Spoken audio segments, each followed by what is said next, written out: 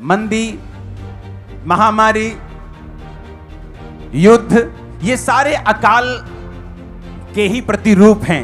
ये आते हैं कुछ कुछ साल के बाद। वचन क्या कहता है?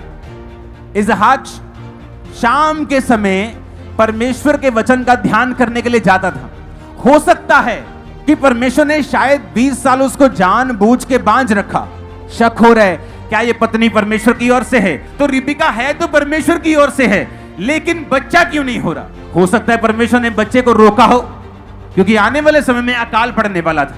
तो परमेश्वर ये चाहता था कि इसके संबंध मेरे साथ इतने गहरे हो जाएं कि जब बड़ी मुसीबतों का यह सामना करे, और ऐसी मुसीबत जो सिर्फ इसी को नहीं इसके पूरे परिवार को नाश कर देगी, तो उस समय इसके संबंध मेरे साथ सही हो। इसहाक को परमेश्वर ने कहा कि जिस देश को मैं तुझे दिखाऊंगा तो उसी देश में रहेगा। कैसे परमेश्वर उससे बात कर रहा है? ये इमरजेंसी बात नहीं थी। जब आप उस समय परमेश्वर के पास जाते हैं, उसी समय ही जाते हैं जब किडनी फेल हो रही है, बच्चे भाग रहे हैं, फाइनेंस गिर रहा है, तो परमेश्वर को भी मालूम है कि ये इमरजेंसी बिलीवर है, इसे मुझसे प्यार नहीं है, ये सिर्फ तभी आता जब इसको मेरी जरूरत है।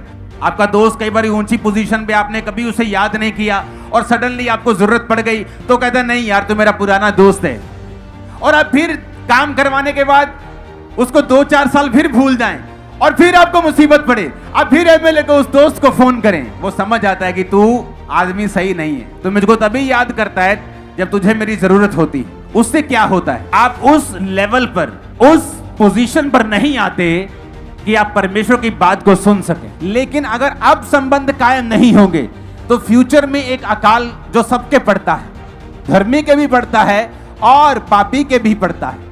लेकिन धर्मी उस अकाल में प्रभु की आवाज सुनता और निकल जाता है, लेकिन पापी का जब शादी रॉन्ग हो जाती है, जब उस व्यक्ति की मैरिज हो जाती है और उसके संबंध प्रभु के साथ नहीं होते, जब सडनली मुसीबतें आने लगती हैं, फिर वो भागने लगता है परमेश्वर की ओर, और फिर उसे लगता है कि कुछ छुटकारा नहीं हो रहा। क्यों? क्योंकि छुटकारे की तैयारी तो तूने जवानी से करनी थी, कुंवारे होते करनी थी, जब तूने परमेश्वर के वचन को सुना था। अब एकदम से जब मुसीबत तेरे सिर पे आ खड़ी है, अब तू छुटकारे को भाग रही है। आज एक क्रिश्चियन है जो अपने संबंधों को कायम कर रहा है, वचन सुन रहा है, यूथ बैठा है, अपनी रिलेशनशिप को त्याग रहा है, बॉयफ्रेंड गर्लफ्रेंड के चक्कर खत्म कर रहा है, प्रार्थना शुरू कर दी। एक है लेकिन सुन तो रहा है, लेकिन अभी भी उसी चक्कर में फंसा हुआ है। टाइम आएगा, क्योंकि अकाल आएगा, ये वचन कहता है। आपने प्रेयर रिसीव किया, आप हील हो गए, बिकॉज गॉड इज गुड। आपने प्रेयर की, आप डिलीवर हो गए, बिकॉज गॉड इज गुड। वो अच्छा है, वो भला है। लेकिन क्या आपने पर्सनल रिलेशन परमेश्वर के साथ बिल्ड किया? No, because famine is coming. वो आ रहा है अकाल, और वो किसी को छोड़ेगा नहीं। वो धर्मी पर भी आएगा, पापी पर भी आएगा। धर्मी बच जाएगा, इसहाक की तरह 100 गुना फल लाएगा उस अकाल में भी। और यीशु के नाम में भविष्यवाणी करता हूं, जो धर्मी आप में बैठे हैं, 100 गुना फलों के साथ, गवाही के साथ, एक बड़ी टेस्टिमनी के साथ, ढोल के साथ वापिस आ रहे। नहीं खड़कने वाला 7 आमीन चाहिए मेरे को।